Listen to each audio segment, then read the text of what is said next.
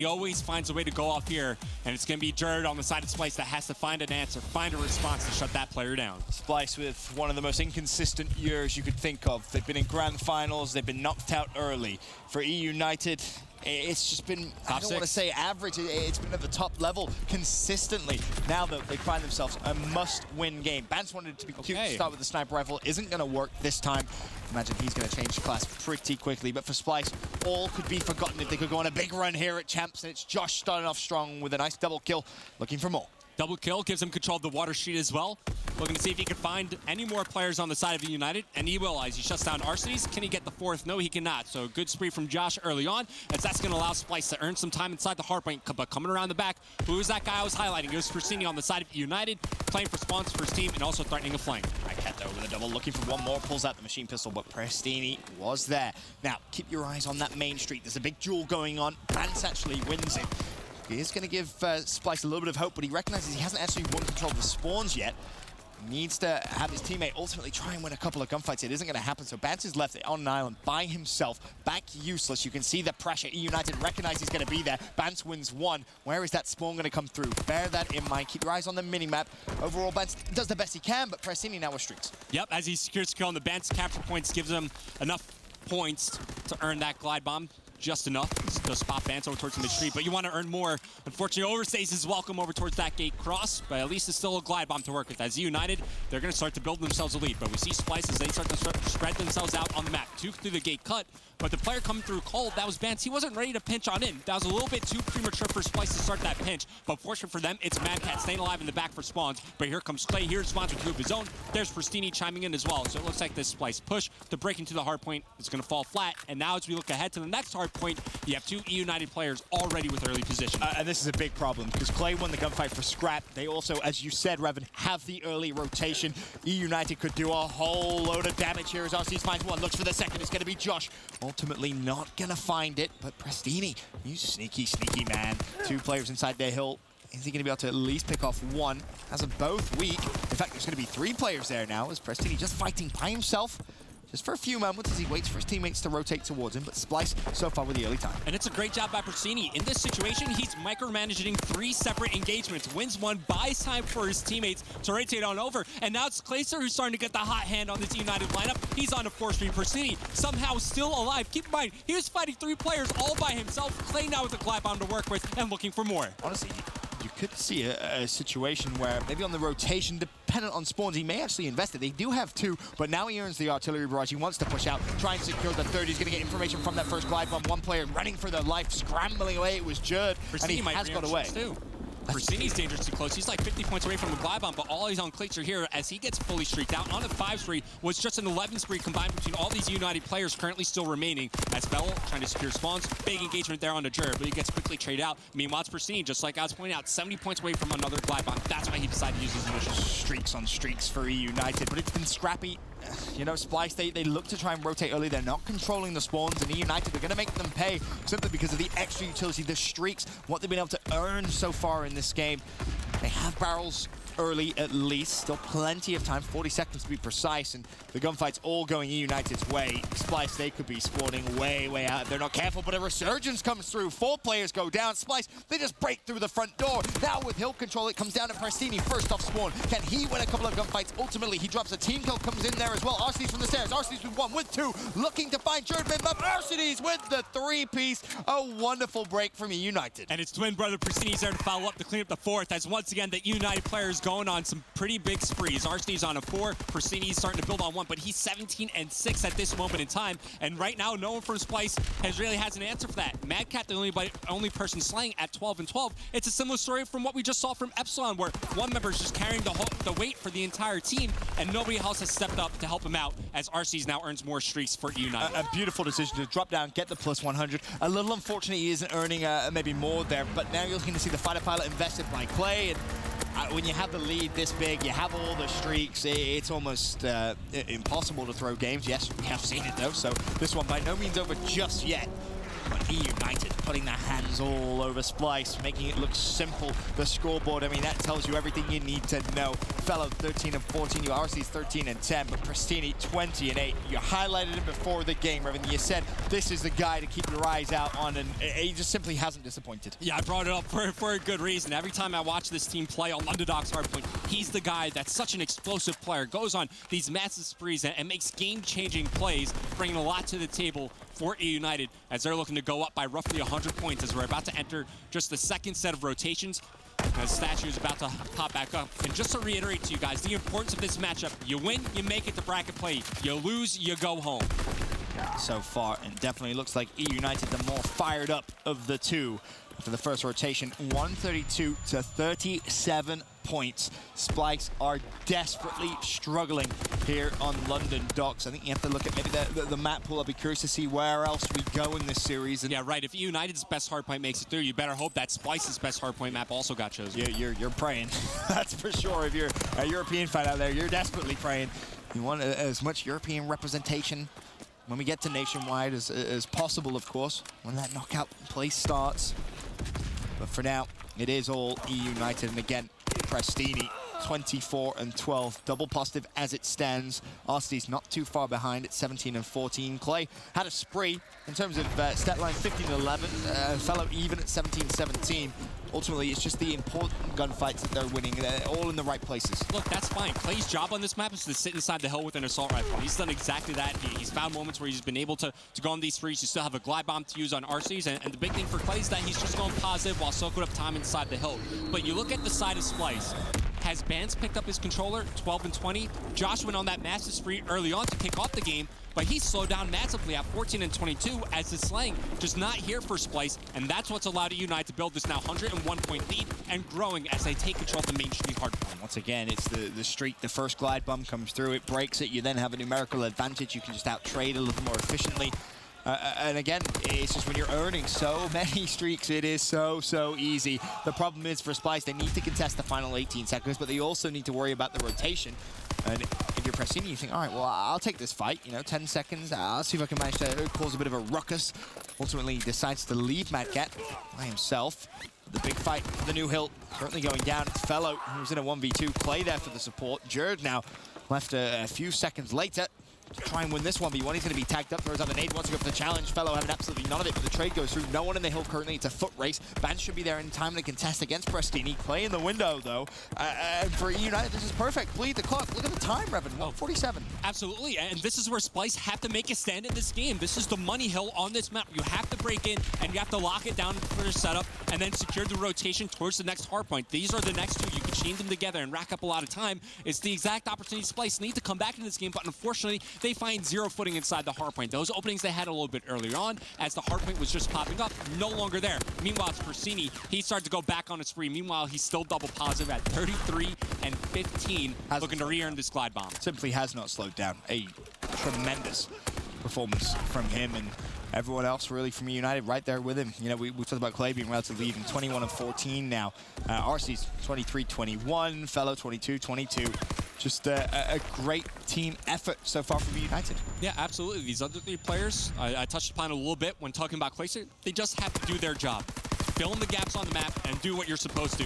As now, it's going to be Splyce. As eUnited hit that 200-point mark, you're certainly looking up and you're like, well, we got a ways to go. 130-point deficit is what they currently face, but they need to make a stand and they need to make it happen soon if they want to find a way to win this map number one. They keep playing like this, I don't see them winning. I mean, you're looking at a massive comeback, right? Assume you get the scrap time here on barrels.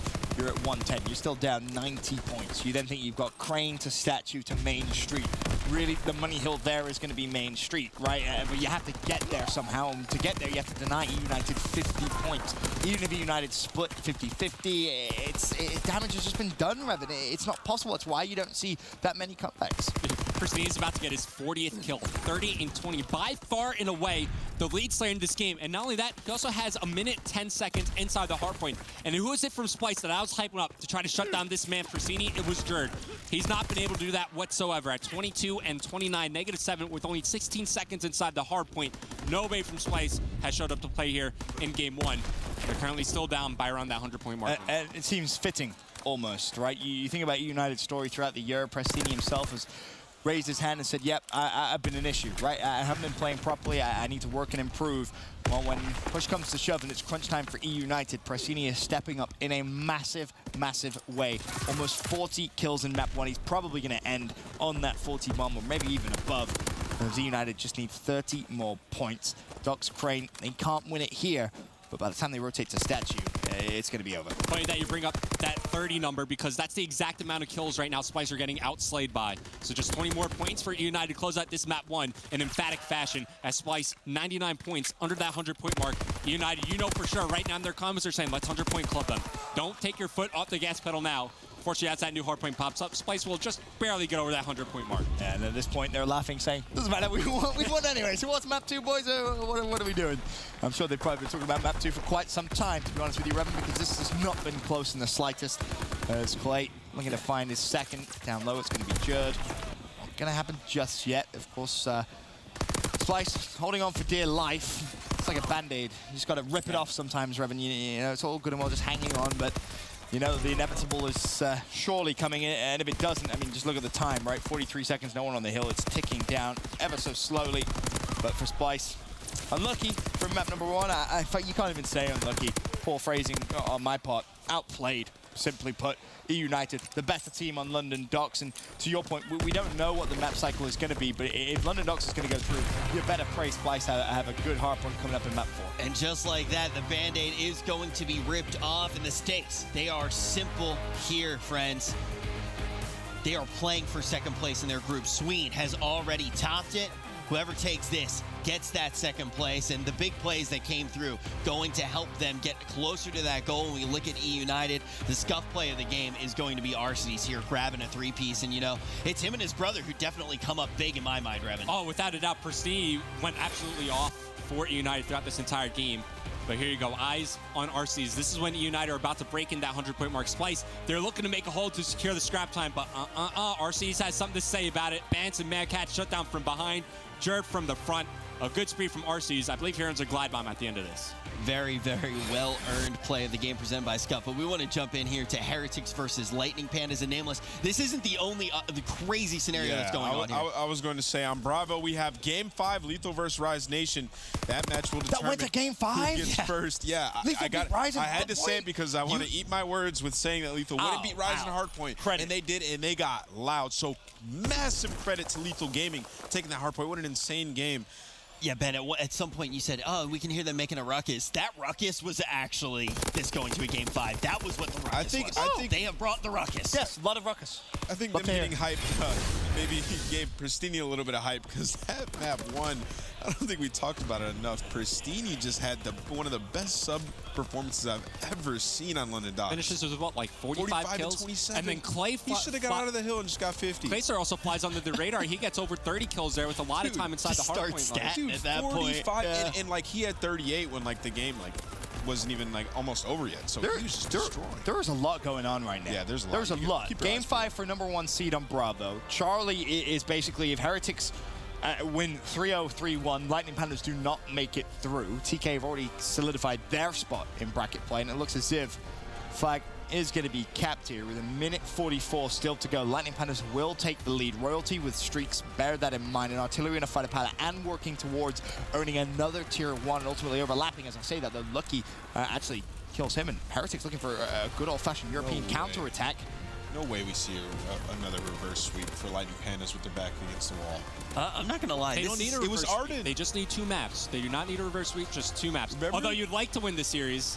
Lightning Pandas can lose. You guys remember that when they did it versus Gas Gaming, what map it started with? Yeah. It was Arden's Forest, CTF. And it was just like this, like a 1-0 lead, just holding them in their base, and then they just stormed out like a tornado on the next hardpoint. I'm curious, because this game now seems to be done and dusted, right? 2-0. But a question that I've often been asked, and I know just, fans always want to know the answer to. As a player, when you were playing it, did you go into series like this? Imagine you're in the same situation, knowing every single outcome, or did you just kind of say, no, we're just gonna win? We're gonna win. No, this is what would happen, and it would be a different person every time. Somebody would go, hey guys, I think if we 3-0, we 3-1, and then he would start going. He'd be like, no, actually, I think if we 3-1 or we 2-3, and then somebody would be like, you know what? Let's just win, right? Let's just go in and win, and like don't think about getting a 3-0 because if we try to get a 3-0, we're gonna get 3-0. You just go in and you just say, let's just win, and then if we don't make it in, we don't make it in. Give it your best effort, and that's like the stuff we actually say to each other. Yeah, sure. But a different player would every time, and it was me sometimes try to theorize what would happen until somebody says, you know, shut up, Ant. Like, let's just win the damn to game. be honest, I mean, I can't even tell you how many times players have walked up to me and like outlined a scenario and they're just straight up wrong too. Like, I feel like you can't really operate off of that, you know, unless you're talking to league guys. It happens all the time. Like, someone will come up and be like, blah, blah, blah, blah, blah, blah, and you're like, wait, you are 10,000% wrong.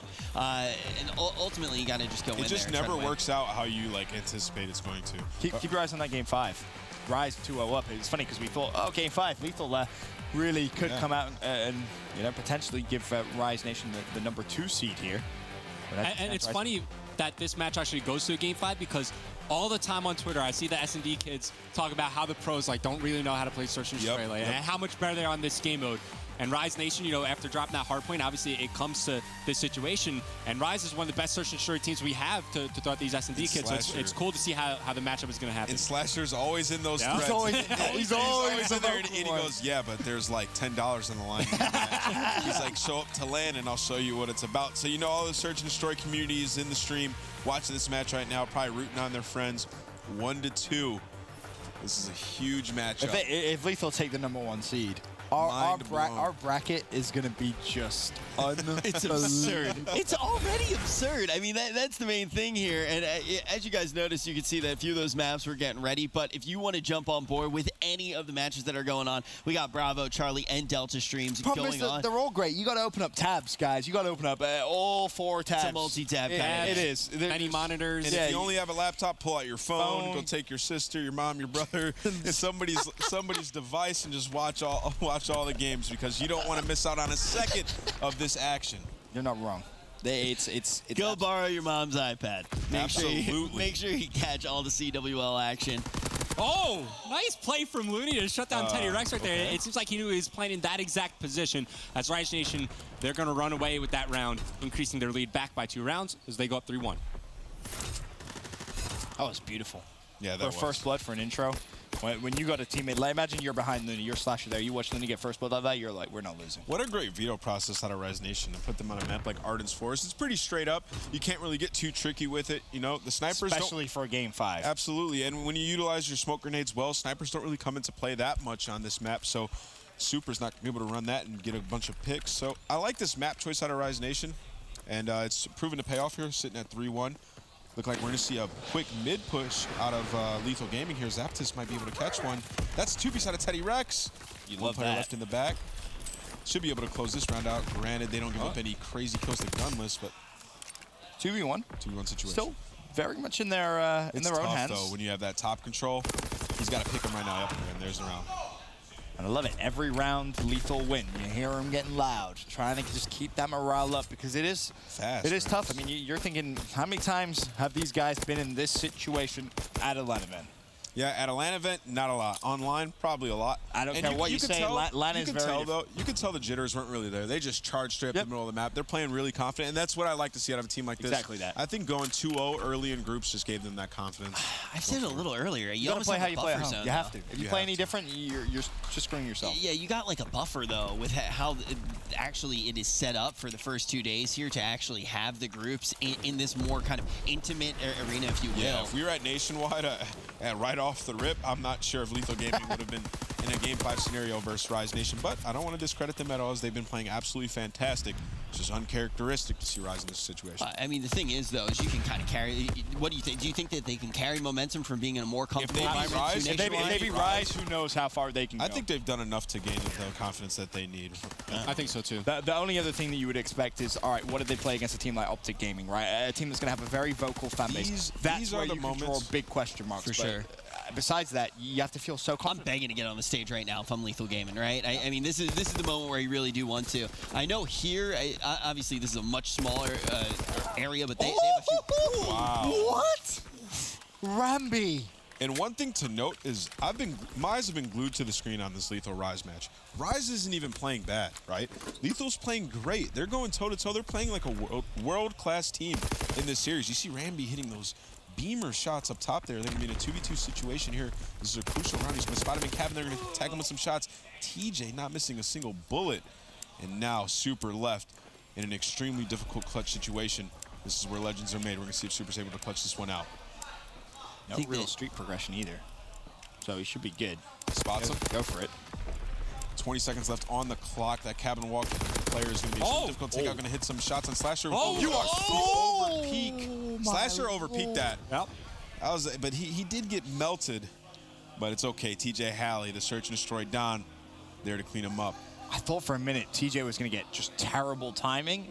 Because the last thing you expect if you're TJ is him to go charging through the front door. You're thinking, all right, well, he's probably going to have to regen, right? He's just had a fight with Slasher. Slasher's hit a couple of shots. I mean, that could have been a crazy, crazy fight. But Rise 4-2 up.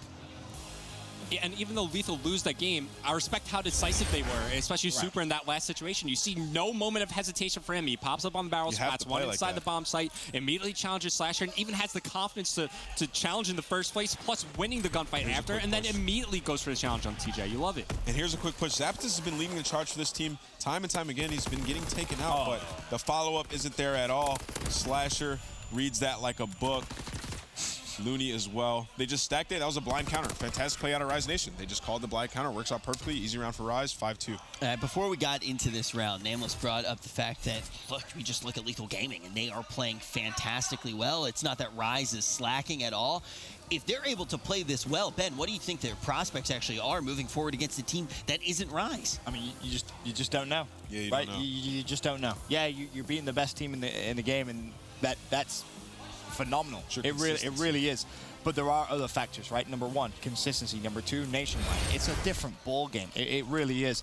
But I think as long as they can keep those search and destroys, it's funny because we had this conversation on Trading Shots. S&D wins championships, and the big argument was traditionally at Champs it hasn't. Whereas you can look at Call of Duty history and say, well, it is important, right? Those game 5 victories are so crucial. And if you have a team as good at search as Lethal are, then yes, they can definitely make some noise. I mean, they just beat Rise in a hard point. Let's not forget. Like why are you challenging that? Like that's my issue is plays like that, right? When it gets down to the crunch time, they get that first blood there, and then Teddy Rex, it's 3v3 situation. He's in Bell, and he just over peaks and dies. Like you just can't play like that. Those are situations that are going to cost you a map.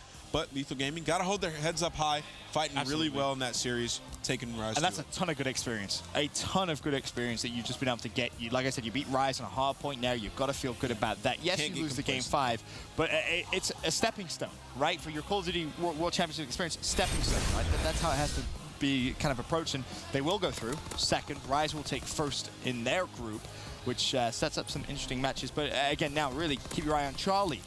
If Heretics win this map, they go through. If Lightning Pandas win this map, they go through. Not just Charlie. Look at Delta as well. Brash is on the reverse sweep here against State of Minds. We have good games going across all the streams here at the Call of Duty Championship. It doesn't mean anything.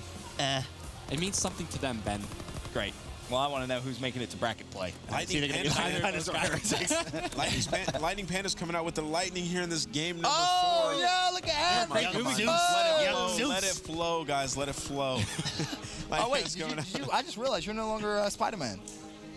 Oh, wow. Just noticed. I literally just noticed. And now I'm Venom now. A little, oh, okay.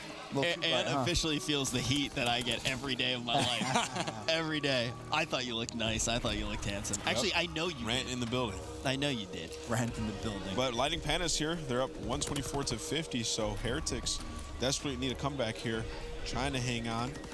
They need to win this, right? 3-1? Absolutely, yeah. They need this map. This I is was the map about to that they say, need. yeah, Lightning Pandas win this map, they make it through. Yeah. It's all down to this, the St. Marie du Mont hard point. And, you know, we mentioned, Lightning Pandas reverse sweeps. They were 2-0 down.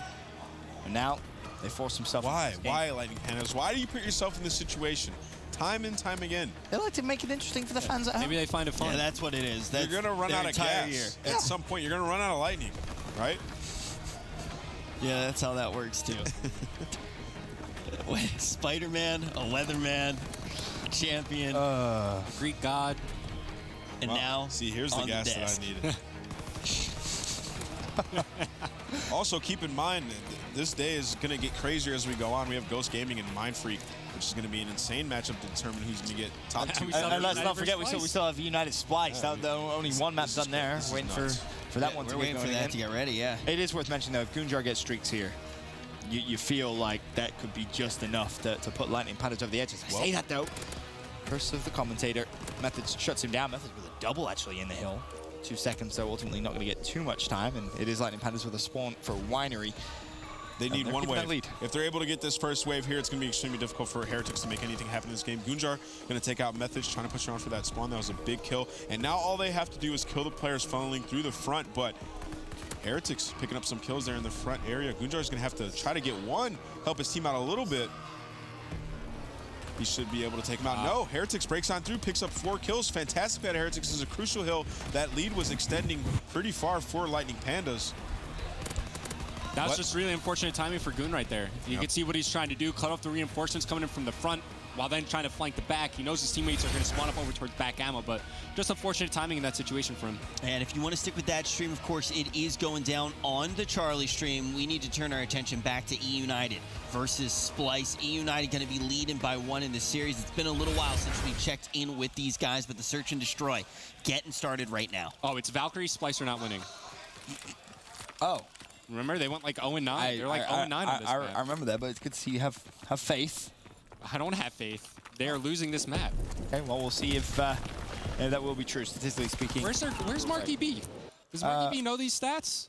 Marky B is watching the game, but good start, good round 1 at least so far. 4v2 situation. As I say, that Prestini makes a 4v3. I'm going to keep you verbally updated at least with the action over in Lightning Pandas. Again, you can pull up an isolated stream if you want to watch that action. It looks as if, though, Heretics, they did so well, Revan, but they fall just short. 201 to 102, the current score there. But in this one, 2v3 situation, Prestini looks to try and level it out, but Fellow left in a 1v3, 20 seconds left on bomb. This is almost impossible. Yep, Splyce, they come out strong in round number 1. Keep in mind, we saw them get absolutely mollywopped in that game 1 hardpoint. Prestini dropped like 45 kills. Clay had 30 plus. Everybody chiming in on the side of eUnited. But just gaining some momentum back in their favor is Splyce winning that round 1. Could be something that they start to build off of, but I also brought up a little bit earlier, traditionally and statistically, throughout this game, Valkyrie Search and Destroy has been Splyce's worst Search and Destroy map. Not a good map, too, then, in a series where everything's on the line. Yeah, you need to win to get to bracket play, and it's strange that we're in this situation with these two teams, because you have to think it'd be a tragic way to end your year, not making it to bracket play for both. I mean, I think you expect eUnited to take it, right? You expect eUnited to take it, but you know that Splyce do have the potential. Like, you can't just write them out like straight there and then. But either way, if that's how your year ends, you've got to feel bad for one set of these 4 players. As Prestini picks up the snipe on a Jerd, now a 3v2 as Bans finds a pick onto Clay, and Prestini somehow scrambles away with his life. And it's important that he stays live here, because now he knows that Mad Cat is very far removed out of the situation when the action is going down inside the ventilation room. So man advantage still remains in favor of eUnited, as they're just looking to play for information. The longer they know Mad Cat is towards that back operations bunker, the more time can be burned off the clock because he's so far away from the bomb. 2v2. 18 seconds. Splyce looking to make something miraculous happen. Fellow will fall now. Mad Cat almost has to hop on the bomb, and it comes down to Bans to cover the angle. Now they know exactly where Prestini is.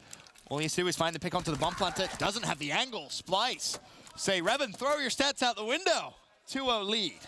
Hey, listen, I don't mind being proved wrong. Don't mind it at all. Everybody has some shortcomings every now and then, but Splyce turning up to play. 2 rounds played means 2 rounds won for them, especially in that round where, like I was pointing out, Mad Cat was so far isolated towards the back operations bunker, and eUnited had a good spread. Lots of information gathered on the map. It comes down to the fact that they don't have that bomb planted towards that storage bunker window. Prestini, the last member remaining with the sniper rifle in hand, you figure that's the exact position you want that bomb to be planted, and it's none other than Bans shown to play here for Splyce.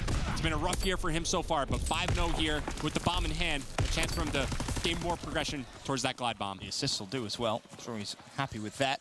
Get that bomb down. Oh, well, that can't happen. Oh, Steez, a free kill. It will be traded out. No streaks earned, though. 1v3 again for eUnited. To be honest with you, Revan, Splyce making this look very, very easy. Yep, so far, still early on though. One thing I would like to see in future rounds for eUnited is Pristini putting down the sniper rifle. It's not the fact that he's not picking up kills with it, because he has two with it. It's just, you know, when he's left alive in these 1vx situations, like the sniper rifle, not really the weapon you want. Plus, you figure the aggression that he brings to the table is exactly what you want on a map like Valkyrie. Just being able to either open up lanes or find that late flank in the round to make a round-winning play. Lots of, you know, untangible things that Pristini brings to the table here that you just don't see him bring to the table when he has a sniper rifle out. There was a lot of noise at the end of that round. I can tell you that was Lightning Pandas. They did take map 2. They forced a game 5, which ultimately the result does not matter. And looking at the players, I'm not sure if they know it themselves, but they have qualified. Well, we were just talking about it. Sometimes you don't even want to know the exact situation, right? You just want to come in, handle business, and walk with the victory. But back to Splyce versus eUnited here. It was Bance kicking things off for the 5 spree. Now his teammates are chiming in as well. Jerd, Josh, and Mad Cat all on 2 sprees of their own as the bomb gets planted, but Bance finds first blood. Well, that was some good shots through the smoke. Managed to tag up both players. Time is ticking now. For Splyce, they need another retake over towards the site. Will only be able to get there. Clay trying at least to stay alive now as 2 Splyce players push him completely out of position. As he readjusts, he realizes he's now left in a 2v4. Ultimately, now a 1v3. Sticks Josh just needs to stay alive. Well played. Now the 1v2, 15 seconds. Do you anticipate someone to be on the bomb? They're pre-aiming the window. Clay just has to kill the diffuser. Madcat, can he cover Jerd? There's a couple of shots. Madcat, you have to challenge. You should be saying that you're weak. A little scary for a moment. I think he was worried about his own streak progression. He didn't want to completely bait out, but in those situations, you at least got to force Clay's all the way, maybe to get a little bit messy. A quick jiggle peek here or there. Try and drag that kind of red dot away from Jerd defusing the bomb. I wonder how much health Jerd had remained. I don't want to know. At the end of that round, would it be 1 more bullet, 2 more? Because I think it was also going like through the middle of the ventilation room. Yeah. But regardless, you know, let's bring it up. This has statistically been Splyce's worst map, but they're off to such a strong start here. 4-0. United yet to find any sort of footing in this game. Maybe they turn it into their best map. I mean, 4-0 against eUnited. Looking good. Pristini to try and change things up a little bit. Sniper rifle in hand. Turn the tide here for eUnited. Of course, by no means is this map over. The 4-0 lead can vanish just as quickly as it was solidified. Play turns around 2v4. Trade comes through from Josh. A double. Can he find the triple? Almost. Pristini with a snipe. Bomb was planted throughout all that commotion, and Jerd's now left in 1v2. For streaks as well. Oh, just 1 kill would have done it. They shut down Jerd. They shut down the streaks as well as eUnited find their first round here. And maybe now it's their turn to start to build some momentum here in the search and destroy. Just to keep in mind how that map 1 played out, eUnited dominated. 250 to, what was it, like around 100, a little bit over 100 points with Pristini dropping around 45. Clay 30 plus. So the slaying in the respawn definitely massively in favor of eUnited, but here in the search and destroys, it was Splyce off to a 4-round lead before eUnited win that 5th round and put their first one up on the board. And I know it's still a 4-1 lead, but you feel like this next round for Splyce is pretty important, right? You want to keep that pressure on, keep that momentum rolling, make it 5-1. Because at 4-2, you think, okay, hold on a minute. Then all of a sudden it's 4-3. Then you're tied up at 4-4. That's what the player sees, peeks, and he almost baited into that accidentally. First blood ferocities, and he gets away with his life as well. So no trade coming through. Man advantage in eUnited's favor. Yeah, that's a big thing because he's using mountain scoped, right? So that grenade definitely could have connected. Clay finds the 2nd kill of the round, and now you're starting to see eUnited find a rhythm here on this map. It's all down to Jerd. A 1v4 for him, but he's certainly a player capable of it. We've seen it from him before in the past on the biggest stage. This is a player that usually rises to the occasion for Splyce, but not this time around. Clayster finds the kill as it's a perfect round coming out of eUnited. 2 in a row for them. Clay with the final pick there onto Jerd. He got 2 kills from that position, so Jerd was anticipating it. Just couldn't get the shots down. 1v4s, of course, never easy. Extremely, extremely difficult. eUnited, though, 2 rounds in a row. 1 more, and you start to think it's spiraling out of control for Splyce. You have to get the momentum back. They started off so well. The pace was correct. The trades were there. Clutch, of course, the clutches were there. Not really misplaying at all. Now they go back on the attack, and it's as if maybe that bomb's heading over towards kind of a long A play. It's going to be a blind counter here from eUnited. Aggression right through that B bomb site. Now they're going to look to bring that aggression inside the storage bunker. Is Dirk going to be ready for this? Yes, he will. Finds one hits. The trade here for United. Not just yet. Pristine finds the kill, and he has to back up, play his life. But is Josh going to decide to push on through or just hold the angle? Looks like he decides to hold angle. That allows Pristine to not only escape with his life, but maintain his progression towards some streaks. As we swap over to Arcades, we see the position he's playing right around the corner. He will find Bance, who also has the bomb. And they just saw that first tactical thrown, and Bance just scurries away. So I don't want any of that. Very difficult line of sight to try and beat there. 3v3, 40 seconds left, and at this point Clay's thinking, all right, well, is there a potential wrap to be here? And he's been very cautious of it. Of course, Josh is the player just kind of watching that bomb, making its way in towards A though, and Pristini, almost with great timing. Will he find the pick? Yes, he will on Mad Cat. That now opens things up. Bear in mind, 650 of 700. He realizes it's scrambling away. Actually gone into the site, and a little unfortunate, he will fall 2v2. Because they had no information actually inside the ventilation room, they had no idea that Bance was there. And just like I pointed out, Bance also has the bomb. Now looking to lay down the objective. Clay with the storage bunker window, looking for the line of sight. One kill is all Clay needs to make here. One kill maybe on that bomb planter. Shots now being fired inside. The bomb will get planted. And now Clay left in a tough position. A 1v2 for him. Josh did just enough. The car's on fire. Clay has to back away. He realizes it though.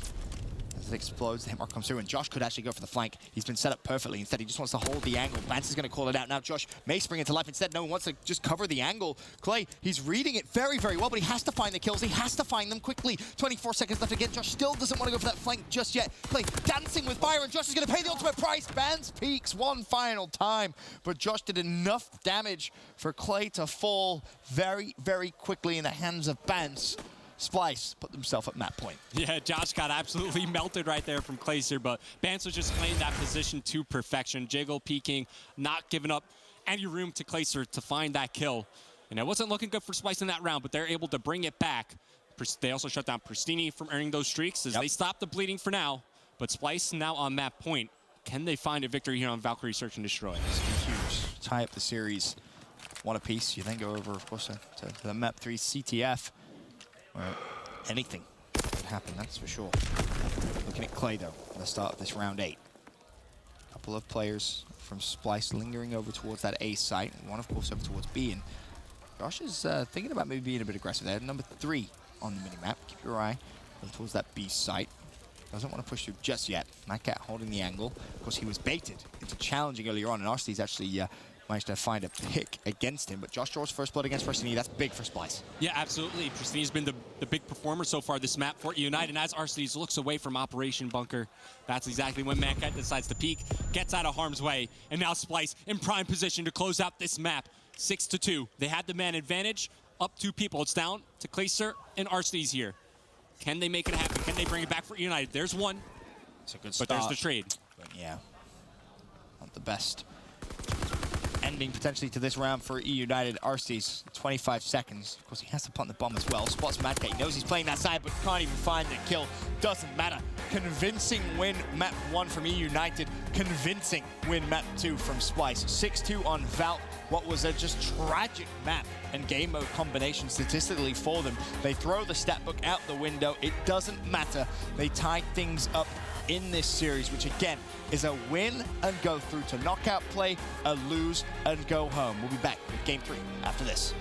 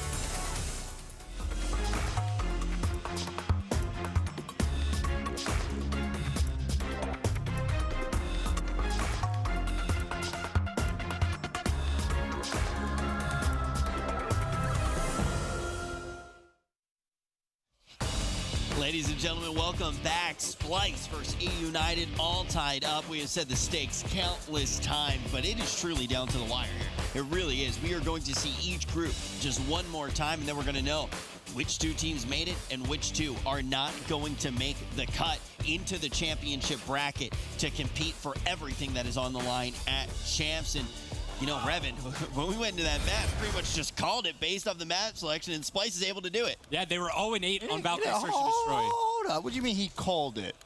No. He said they didn't stand a chance. I win, dude. No. I said no. I didn't say. I didn't mean I'm call all it for like gassing that. fellow casters, but we got gassing when I meant like phoning it in, like called it, like you know what I mean? Called nothing. I didn't mean like he called. No. Like he called it over. Rich, stop talking. Game 3's underway. No, like he called it United. over. Win, He go to didn't nation. predict Rich, it. Game 3. You're wrong. This is right. You're Rich wrong. is my favorite host. Okay, bro. Okay. Oh, wow. And just so you guys know, can Ben's enjoy going to be solo hosting the. I said Oh, you called thought I it. was kidding. Like he Oh, I phoned it in. didn't hear what you just said because I was too busy listening to my favorite host over there, Rich. He's got my back. He's a true bro. Revan, take it away. This whole Me and Rich CTF, got this. it's all you. All right, yeah, let's do it. All right, so right here, Splyce is off to a very strong start. Bance has a 5-3. They got the flag out of the eUnited base. Well, let's see if they can make any more forward progression. Doesn't look like that's going to happen as Bance gets shuts down. That's going to be no streaks for Splyce and a strong defensive hold early on here for eUnited. Mic down. Oh, they cut my mic. Yeah, I was casting with the British accent. Yeah, exactly. I figured people would miss mic it. went down. But as it stands, again, this game 3 is going to be massive, and that's a good start for Josh. Find himself a pick, and all of a sudden 2 kills. Tried to pre-fire, but the nade was there. Ban's still able to keep the flag alive, though. He's at 6-1. Can he get away? Gonna happen. Shots come in the back, and Druid may actually just give that one up. Was maybe in a position to contest. There's still actually Madcat with a line of sight on the flag, trying to go big by himself. Meanwhile, on the other side of the map, it's Pristini with a pretty much a grab and go. Is he able to get away, though? That's the question. Nade's coming from his left and right. Surely he goes down. And after a pretty chaotic first minute or so, I don't want to say it's over just yet, Revan.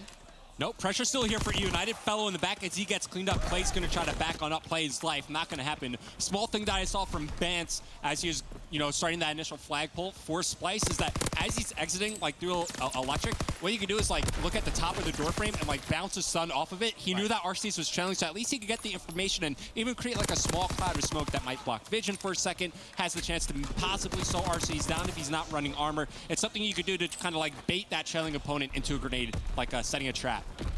2.5 minutes of the first round here on Flak Tower, and it's started off very chaotic, now slowing things down just a little bit. Fellow finds one. Is that license to push up? Well, with Arceus finding Druid on the other side of the map, you can see the collapse that Clayster's trying to achieve here. And if honestly Clay pulls the flag, goes straight towards Arceus, if he wins this gunfight against Josh, maybe the flag could get away. But in actual fact, Clay scrambling, drops. Flag returns once again, and just for a verbal update, Revan, I know you're curious as well. Lightning Pandas, they do a reverse sweep anyway, a 6-2 victory in Game 5. Lightning Pandas, TK, they will go out of their group. Lightning Pandas in first place. As much as I love to see Lightning Pandas advancing to the bracket portion here at Call of Duty Championships, I definitely feel for the Spanish team in Heretics. They fought with all their heart in each and every one of the matches that we saw them play, but unfortunately their journey ends a little bit short.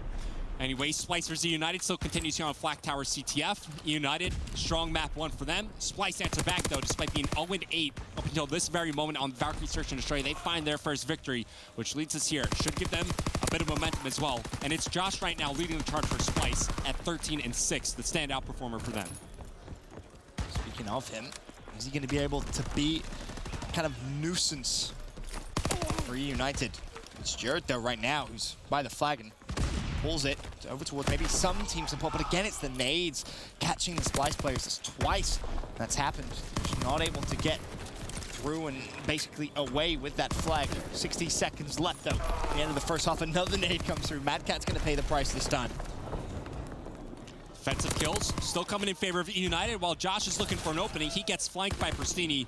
and that's going to leave Jerd all alone here. The rest of his teammates come up off respawn. They're looking to isolate this final kill, and this is just good fundamental CTF from eUnited. Even though Jerd is doing a great job of just staying alive and buying time for his teammates to push on up, eUnited making sure that their base is 100% clear before they decide to push on out and try to assert their presence on the offensive end. Say 100% clear. Madcat, the only lingering Splyce player, he falls. Now all of a sudden eUnited, they can be aggressive here. The final push of the half. Clay's going to invest the glide bomb.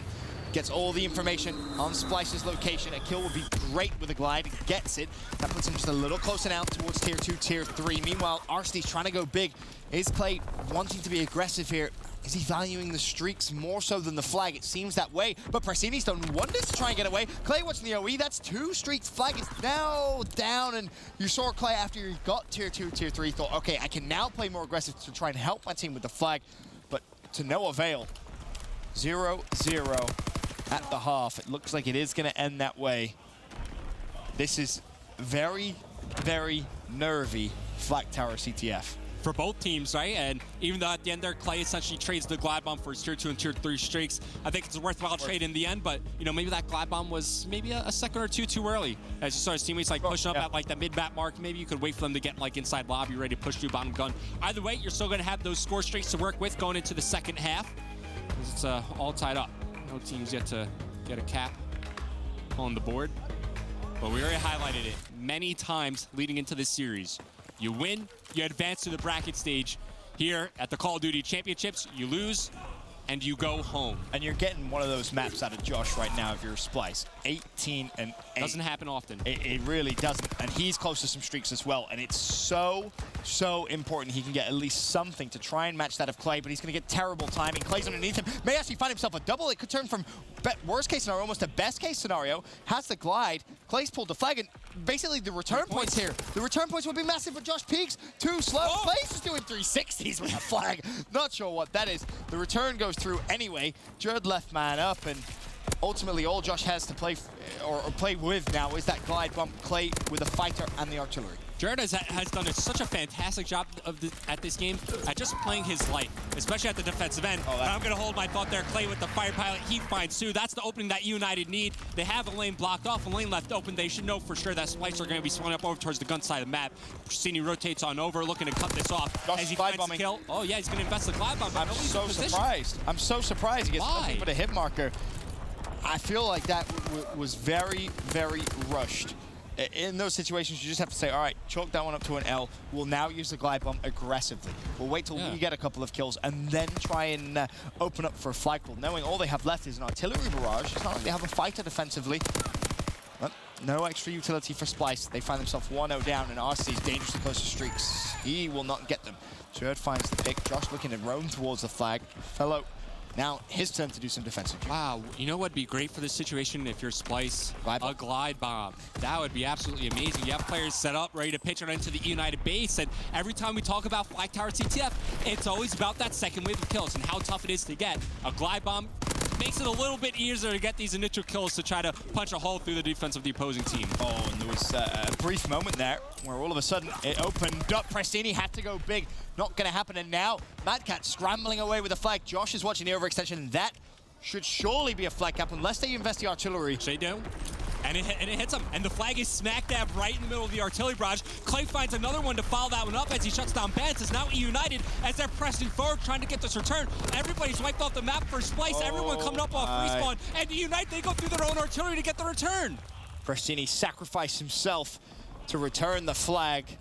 Worthwhile in a 1-0 game, and considering all that was left was an artillery barrage, you didn't think it was going to be as influential as it was. Still, Arsty's in a position to be a nuisance. Finds the pick on Madcat. He's going to be traded out again. Splyce need to be aggressive. They need to push forward with just 2 minutes left. Still down 1 flag. No streaks, of course, left now for Clay. He's used them all. No streaks for Splyce. They have to play perfectly for 2 minutes here. Yeah, I was about to say, at least you burn all the streaks on the side of eUnited. So Splyce, they had a good offensive opportunity, but, you know, that's why you have those streaks. They allow you to make, you know, maybe an extra mistake out on the map. bring yourself back into the game with that streak. And Splyce, you still have time to work with, right? Just under 2 minutes. Yep. They're finding kills. They're pushing on forward. Everybody from eUnited about to pop up off respawn. And this is what you want from Splyce. This is what we're talking about, right? The 4-on-4 team push, the second wave of kills coming in for the back. And here comes Benz, wasting no time. Some sloppy shots, but finds kill. And there's a team kill as Clay takes down RC's. Kills starting to come in favor of Splyce. There's one defending member. It's going to be all up to Pristini. And Jer just runs the opposite way. And he realizes, hold on a minute, boys. Things just spiraled out of control here. We have the numerical advantage now. We don't. He's desperately trying to overextend. Now it comes down to his teammates. They have to find the following kills. They have to get the cuts. There's one from Josh. There's one from Vance. Splyce look good to tie things up with just over 60 seconds to go. We're all squared up, one flag apiece. And Splyce now left to defend with their lives. And now, Splyce, as they push on forward, they just need to check their corners. They know that some members from eUnited will be sneaking around. Around here, you're going to see Fellow as he climbs his way up towards the top gun. It's going to be Pristini making his way through the lobby. And now it's eUnited's turn for an offensive push. They're fighting some kills going into favor. That's 2 members from Splyce now falling. Jerd is able to bring one back in favor of Splyce, but he's heavily tagged up. All 4 dead. Madcat fresh up off respawn. The flag has been pulled. The flag is away, and it's a foot race on the overextension. I don't know what it is. Can find an angle. He has airborne. Better than him. Clay turns around. His intuition just too strong. And eUnited, they're going to go for a counter cap. They get it with 26 seconds left. What has Splyce got left? A touch. That's all they need to extend this game an extra 60 seconds. They're flooding into eUnited's base. Bance opens things up with a pick on Fellow. RC's though trying to stop it. Flag carrier's going to challenge. It's Bance. Bance could find Clay as well. Clay with Vance right in front of him. In comes the support in the form of Madcat. Madcat and Vance trying to 2v1 Clay. Ultimately, Clay with the double kill. Can they get the return as well? Josh, the last man for Splyce for the game 3. Not gonna happen. And eUnited clutch up. And you see Clay roaring on his feet. You know, I saw Clay, I guess it was earlier this morning. I was like, dude, you're gonna lose your voice before we even get to Nationwide. And he goes, you don't even know how much voice I have. This man has been screaming the entire time. The energy definitely up on the main stage right now, just one map away from grabbing that away from Splyce here. And, you know, that energy could definitely be a big factor, but we need to start talking about what that next map is going to be. I mean, that's just a huge map overall. Before you even talk about map 4, that is just, it was so close from start to end. I mean, look at the way it ends, right? Clay pops a double kill to make sure there's no extra 60 seconds. That's just a dagger for Splyce. It really is. Like, you're thinking, hold on a minute, maybe Splyce can knock eUnited out, and now all of a sudden, you have to sit there on that stage. You have to recover from that tough loss.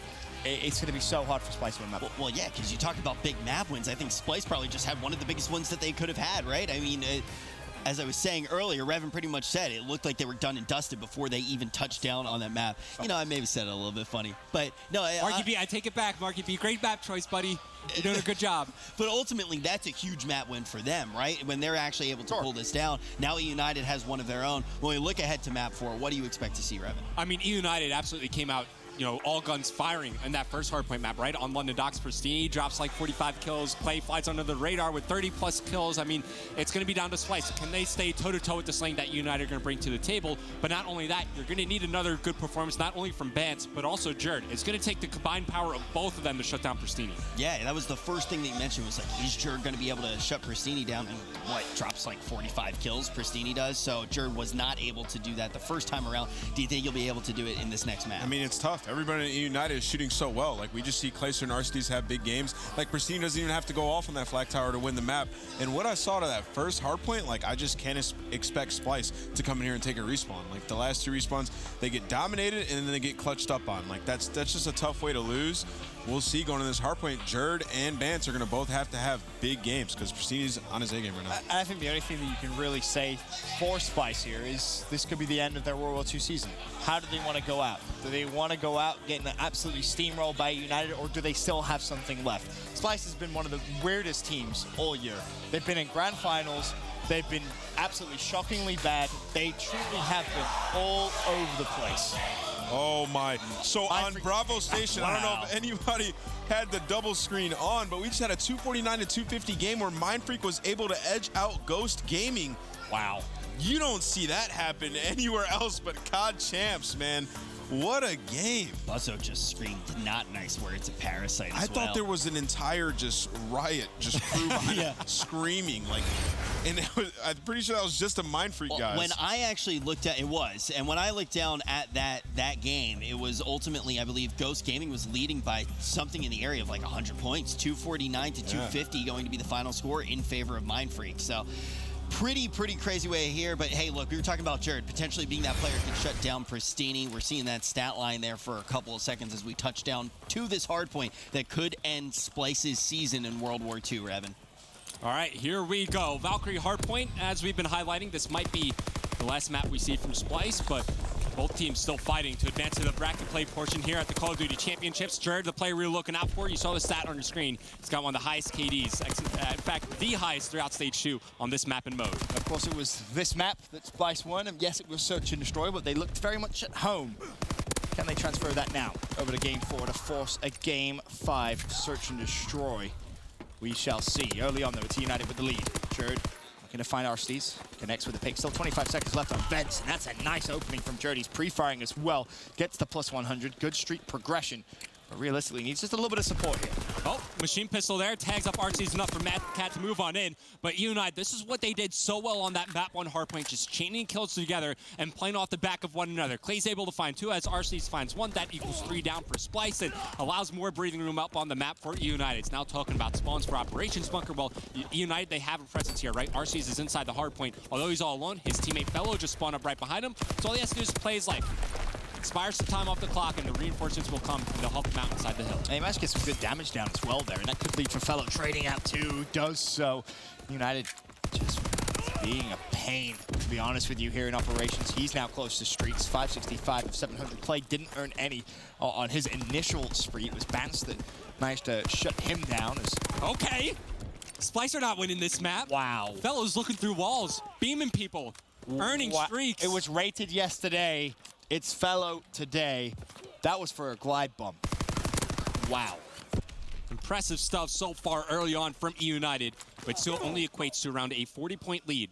Sure, they might have the head start here on the rotation, but as the pinch comes in from smokestacks, they're actually spawning out. So these are crucial kills for Splyce to get. So even though Fellow's shooting players through walls, Splyce win the rotation. They have the early position as well as spawns, and they get the scrap time from the previous hill. Now, though, you need to turn storage into a money hill. Yep. You have to. You've got to give yourself an advantage here, and if you can get a streak, that would be absolutely wonderful, and Josh is the closest to it. He started off very, very slow. Has a chance to turn up there, but not going to happen. The collapse coming through here for eUnited. Bance on the hill, only able to get 1. Josh, meanwhile, off spawn. It's just not working for him. As Jared tries to wrap out of the hill. Looking back now with a little bit of support of his teammates. He's going to fall. United, they break through. And now that I think about it, remember in Stage 1 when Jared was a little bit late to the party, I think it was, and Fellow actually filled in for that Splyce lineup. So Fellow actually had some insider information. He at least has some inkling on how Splyce, like to approach some of these maps. We'll see if maybe they used any of that information to gain a little bit of an advantage. But, Splyce, they were down early on. United built a little bit of a lead, but Splyce is still well within this game. You probably use that information for Valk Search. And look how far that got him, right? Not the best pick, but obviously now storage is going to be complete. 81 to 50, the eUnited lead. By no means something to get too excited about. Office, the early time is going to go to Splyce, but they need that follow-up of kills. Yep. The last hill prime example, right? You rotate, you win the first wave, you have to get the second wave. That's how you're going to get a normal hill essentially turned into a money hill. Splyce chipping away, slowly but surely, the eUnited lead. It's Mad Cat in the hill. Pristini looking to challenge from his left-hand side. The nade's going to come through, forces Mad Cat to back away just a little bit, but there is teammate support. But the problem is when you're pre-firing, RCs knows exactly where you're going to be, and eUnited just steamroll straight through. But wait, here comes Bance on a 5-3, make it 6. Capture points will give him some streaks to work with. There's the glide bomb turning around. He knows that there's somebody there, but his teammate looks like he dealt with that. Now he's just using Mad Cat as bait, right? Hoping one of these eUnited players touch the hill, and that's a perfect double challenge coming out of eUnited, just limiting him to just the glide bomb. So close to earning tier 2, tier 3. And Pristini now. Perfect. Fighting a 2v1. Mad Cat able to trade. In fact, wasn't even a trade. Mad Cat managed to assist his teammate in a bait and switch. There's the first streak going to be invested by Fellow. Mad Cat will fall. Another streak now being used to counteract that, this time from Splyce. That connects with Clay, so both glide bombs used. Fellow towards another one. Bear that in mind. A sloppy fight, but he gets the better of it. 4 spree for him. trying to re-earn that glide bomb, and maybe a little bit more. Currently on smokestacks with just under 40 seconds remaining. It's Splyce looking to take the lead on this hardpoint. Just a couple more ticks will do it for them. But as it stands, eUnited looking to break on in. It's RC's inside the hardpoint, getting swarmed, surrounded by these Splyce players. Now the last two for eUnited, they're lining up a little bit, but still finding kills, making it happen inside the hardpoint. Finally, Splyce break on back in. They get the remaining scrap time. Once again, even though the deficit's not much, they'll at least bring it to, within like 5 or 6 points. And that was a great challenge from Jared there on Fellow. Recognized it was Fellow, knew he was close to streaks, and just ran straight at him. Was not letting Fellow give any time to regen any health whatsoever. And to your point, eUnited doing a good job of just keeping that cushion. It's a small one, a very small one, around about 25 points, but they're keeping it, right? Every time Splyce rotate early, they chip away at the lead, but somehow eUnited able to break through and just keep that small lead. Now, though, as we go over towards the second rotation of hills, it's Splyce once again with the early time. Inside, it's going to be Josh. Infantry SMG class allows him to put extended mags on the PPSH, but eUnited time and time again, they find the openings to break into the hardpoint. And just like you were saying, they rebuilt that 20-point lead that they once had. Let's see if they can make it anymore. Splyce, they're starting to find some kills going in their favor. Jared trying to find the entry. Bance is there for the trade. And yes, Splyce break on back in. But when we think ahead, Benson, when we look at the upcoming hardpoint towards the top half of the map, at the operations bunker, eUnited have early positioning. They have the spawns under their control. It's going to be up to Splyce to push on forward and break this setup. And look at that, number 8 spawns out. That's Prestini. This could be Splyce's chance to try and break through towards this hill. Essentially a foot race between players from Splyce and eUnited off spawn. And you see the split that come through there for eUnited. Splyce will control it. They have the lead as well for what feels like the first time in this map. All right, Splyce, they're looking to force the Game 5. And Benson, I want you to name me a better duo than eUnited and Game 5 heartbreaking matches. This is certainly one that they do not want to go to the distance. And as it stands, Splyce, they take the lead. And now they're the ones with that 20-point lead looking to build on it. Inside operations bunker, Mad Cat cleans up Pristini and establishes control of the hardpoint. And this is huge time here. It's not free time because there is still going to be maybe another push, and it's going to come mainly from Arcites. You've got a favorable spawn, and he's going to push through the back, but if you're eUnited, you have to think about all the small things. The spawns for the new hill, the scrap time. Check that off the to-do list. 20 seconds, that's yours. Now the rotation. If you can win this, you're going to go back into the lead. And remember what Splyce did when they were in the position eUnited find themselves in now. 2 down through loading, 1 through smokestacks. Each kill you get then forces the other team to spawn out back towards that old hardpoint. Unfortunately, Splyce are finding their kills in rotation, or at least unfortunately for eUnited fans out there. Fortunately for Splyce ones, they hold on to their positioning. They get initial control of the hardpoint, but still eUnited, they have floating. Clay finds 2 to enter in. Persini's there to follow it up. Clay finds the 3rd, gets some capture points, where I think maybe his teammates stole it from him, but still flawless. Good progression towards that glide bomb. Flawless break. eUnited apply the pressure once again onto Splyce, and now it's Splyce's turn to go for the break. An unbelievably close game, 161-161. eUnited take the lead, and 4 players go down. Clay dangerously close now to a glide bomb as well. That could be the final nail in the Splyce coffin. If by the time we get to smokestacks, Clay has some extra utility to use, Splyce could be digging their own grave. Assist there is going to earn him the glide bomb. Looking to earn the initial time here. As Office is close to popping up, he knows that there's going to be some action here. Finds one, can't get the second to earn the fighter pilot, but at least your artillery barrage is very nice to have, especially on this Office hardpoint. Notice how often we see the artillery barrage placed like over towards that side doorway to block up the entrance from Supply Street. It's eUnited all over this rotation. They have the spawns in their favor. They're looking good, and here comes that artillery barrage ready to be called in. And Clay's killing everything, including his teammates. Fellow gets a double. Clay throws a nade at him, says, don't worry, I'll trade it for you. Now the artillery has been used. They need to lock down this Office time. eUnited just really pulling away with it in the final 90 seconds or so. Mad Cat wants to break in, finds one. RC's there to trade though. Vance instantly trades that out, but Fellow springs into life. eUnited still with control of Office with 30 seconds left. Now the lead 205-167, and Fellow has come to life. And now it's do or die time for Splyce as eUnited get well over this 200-point mark. They're inching closer and closer to victory. Not only does that mean the end of the World War II season for Splyce, it means that we'll be seeing eUnited in the winner's bracket for the Call of Duty Championships. 3 kills going to eUnited's favor, inching closer and closer to achieving, step 1 here at the Call of Duty Championships. It's that way. Scrap time is going to be challenged, and it could be important scrap time, and ultimately Vance is just going to say, I've got to leave. I have to rotate.